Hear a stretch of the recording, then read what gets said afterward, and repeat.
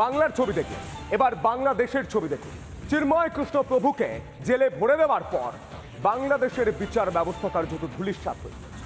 কার্যত এই দালালটা, এই মোহাম্মদ ইউনূস, যিনি উগ্র মৌলবাদের দালাল, যে ডিপ স্টেটের দালাল, যে পাকিস্তানের দালাল, যে চীনের দালাল, সেই দালালটা গোটা বাংলাদেশ জুড়ে অরাজকতা চালাচ্ছে। আজও মুক্তি দেওয়া হয়নি চিন্ময় কৃষ্ণ প্রভুকে। কিন্তু সব থেকে আশঙ্কার খবর কি জানেন? চিন্ময় কৃষ্ণ প্রভুকে মেরে ফেলার ছক কষা হচ্ছে। সনাতনী জাগরণ সংসদের যারা সদস্য তারা এই মত প্রকাশ করছে। তারা বলছেন তাদের কাছে খবর রয়েছে সনাতনী হিন্দুদের এখন মুখ এই চিন্ময় কৃষ্ণ প্রভু, তাকে মেরে ফেলার ছক কষা হচ্ছে। আর এই খবর সামনে আসার পর দুই বাংলায় গঙ্গার পাড়ের সনাতনী হিন্দুরা এবং পদ্মার পাড়ের সনাতনী হিন্দুরা তারা আশঙ্কার মধ্যে। দেখুন,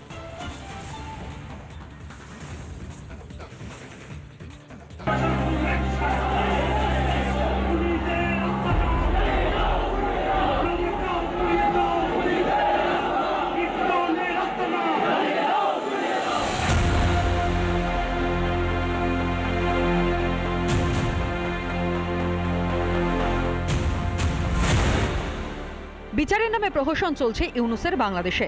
নতুন বছরে চিন্ময় কৃষ্ণ প্রভুর জামিনের জন্য আটঘাট বেঁধে নামেন হিন্দু আইনজীবীরা, কিন্তু স্বৈরাচারী ইউনূসের হাতের কাঠপুতুল চট্টগ্রাম আদালতের বিচারক। হাস্যকর যুক্তি দিয়ে জামিনের আবেদন খারিজ করল চট্টগ্রাম আদালত। জেলে থেকে অসুস্থ চিন্ময় কৃষ্ণ প্রভু, ন্যূনতম চিকিৎসা দিতেও গায়ে জ্বর ইউনূসের। চিন্ময় প্রভুকে খুনের আশঙ্কা সনাতনী সংসদে। চিন্ময় প্রভু হতেই পারে, কোনো বিষয় না।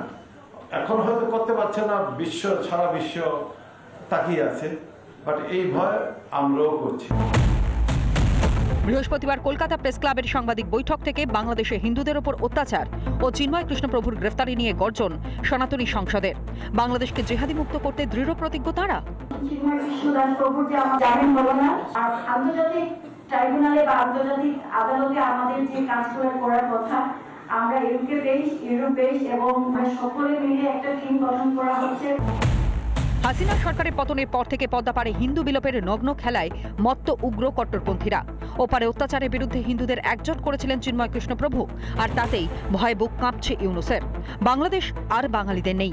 ইউনূস সরকারের দৌলতে মুজিবের সোনার বাংলা এখন জঙ্গিদের মুক্তাঞ্চল।